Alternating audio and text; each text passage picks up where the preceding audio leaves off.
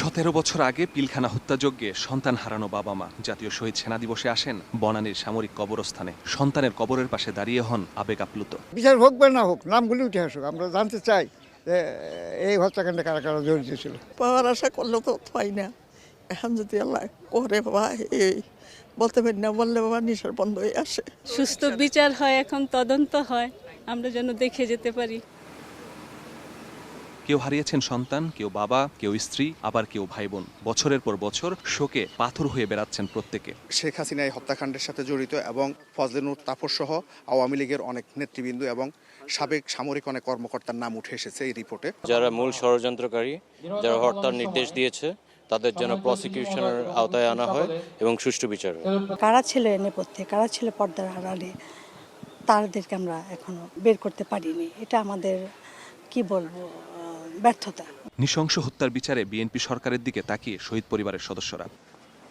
বিএনপির পক্ষ থেকে শহীদদের প্রতি শ্রদ্ধা জানিয়ে পিলখানা হত্যাযজ্ঞের বিচার চান দলটির মহাসচিব মির্জা ফখরুল ইসলাম আলমগীর। এই জঘন্য হত্যাকাণ্ডের একটা নিরপেক্ষ একটা তদন্ত করে দায়ী ব্যক্তিদের এবং শক্তিদেরকে আপনার আইনের আওতায় নিয়ে আসা এবং তাদের শাস্তিকে নিশ্চিত করা। আমরা আবার আমাদের সেই শহীদদের প্রতি গভীর শ্রদ্ধা জানাচ্ছি। এর আগে শ্রদ্ধা জানিয়ে স্বরাষ্ট্রমন্ত্রী বলেন, দেশের স্বাধীনতা সার্বভৌমত্বকে যারা ভয় পায় তারাই সেনাবাহিনীকে দুর্বল করতে পিলখানা হত্যাকাণ্ড ঘটিয়েছে। নতুন কমিশন নয়, স্বাধীন তদন্ত কমিশনের প্রতিবেদনের ভিত্তিতেই হবে বিচার। বাংলাদেশের স্বাধীনতা সার্বভৌমত্বের প্রতি হুমকি ছিল একটি ঘটনা এবং বাংলাদেশের সেনাবাহিনীকে আন্ডারমাইন করা বা দুর্বল করা এটা একটা লক্ষ্য ছিল।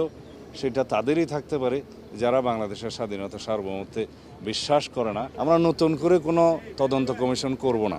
একটা স্বাধীন তদন্ত কমিশন গঠিত হয়েছে এবং তারা দক্ষ উপযুক্ত ব্যক্তিদের দ্বারাই গঠিত হয়েছিল। 2009 সালের 25 ফেব্রুয়ারি পিলখানায় 57 সেনা কর্মকর্তা সহ নিহত হন 75 জন। দেশের ইতিহাসে অন্যতম নৃশংস পিলখানা হত্যাকাণ্ড।